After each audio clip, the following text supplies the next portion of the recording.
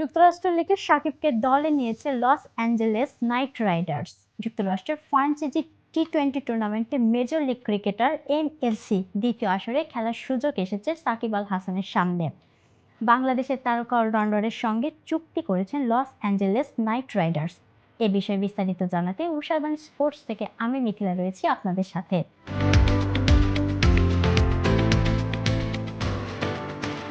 IPL franchise Kolkata night রাইডার্সের মালিক পক্ষের দল লস অ্যাঞ্জেলেস। এছাড়া সিপিএল এর তৃণবাগ নাইট রাইডার্সের পুরুষ ও নারী দল। আইএল টি-20তে আবুধাবি নাইট রাইডার্সও তারও দলে। আইপিএল এ কলকাতা নাইট রাইডার্স দলের 2 দফায় মোট 8 মৌসুমে ছিলেন সাকিব। 2012-2014 আসরে দলটির শিরোপা জয়ের উল্লেখযোগ্য অবদান রেখেছিলেন তিনি।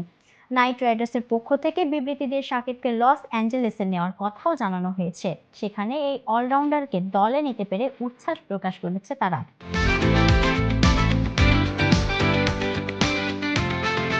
নাইট রাইডার্স পরিবারের সঙ্গে সাকিবের সম্পর্ক দীর্ঘদিনের। 2012 এবং 2014 সালে আমাদের 2টি শিরোপা জয় মৌসুম সহ বিভিন্ন পর্যায়ে কলকাতা নাইট রাইডার্সের প্রতিনিধিত্ব করেছেন তিনি। এই জুলাইয়ে এলএ নাইট রাইডার্সের হয়ে তাকে পার্পল অ্যান্ড গোল্ড জার্সিতে দেখার জন্য তর সইছে না।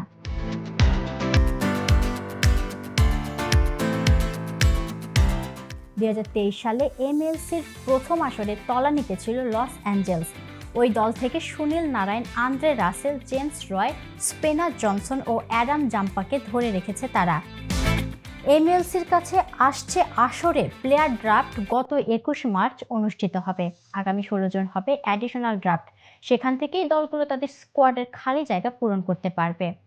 আগামী 5 জুলাই শুরু হবে টুর্নামেন্টটি। লস অ্যাঞ্জেলস নিজেদের প্রথম ম্যাচ খেলবে টেক্সাস সুপার কিংসের বিপক্ষে।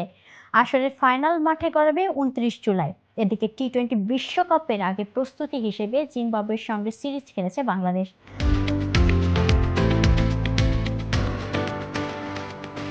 তখন সিরিজ চলাকালে সাকিব আল হাসান বলেছিলেন, বিশ্বকাপের মতো বড় টুর্নামেন্টের আগে জিম্বাবুয়ের বিপক্ষে খেলাকে আদর্শ মনে করেন না তিনি। হেড কোচ চন্ডিকা হাথুরুসিংহে অবশ্য তার সঙ্গে একমত নন। বুধবার যুক্তরাষ্ট্রের উদ্দেশ্যে দেশ ছাড়ার আগে আনুষ্ঠানিক সংবাদ সম্মেলনের মুখোমুখি হন হাথুরুসিংহে। সেখানেই তিনি সাকিবের মতামত প্রসঙ্গে বলেছেন, আমার যেটা মনে হয় না ম্যাচ খেলার প্রস্তুতির অংশ, সেটা যে কোনো দলের বিপক্ষেই হোক না কেন। কারণ এটা টি-20 ক্রিকেট। এখানে প্রতিটি ম্যাচ কঠিন হতে পারে। অনেক দল হয়তো বাকিদের চেয়ে শক্তিশালী, কিন্তু প্রস্তুতি অনুযায়ী আমার মনে হয় জিম্বাবুয়ের বিপক্ষে প্রস্তুতিটা ভালো হয়েছে।